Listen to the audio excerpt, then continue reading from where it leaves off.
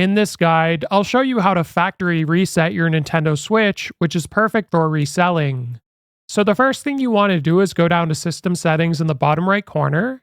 Then you want to scroll all the way down to the bottom where System is, and from here, you can scroll over to the right, and then we're going to scroll all the way down again.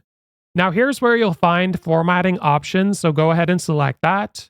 And if you scroll down to the bottom, this is where you'll find Initialize Console.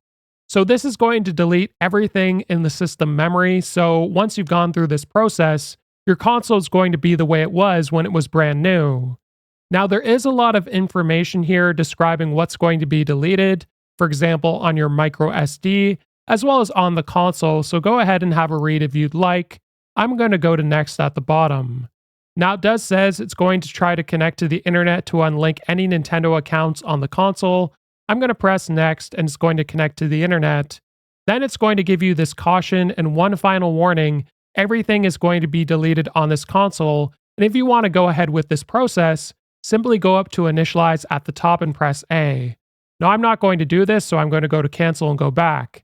This video was helpful, like and subscribe, and we'll see you in the next one.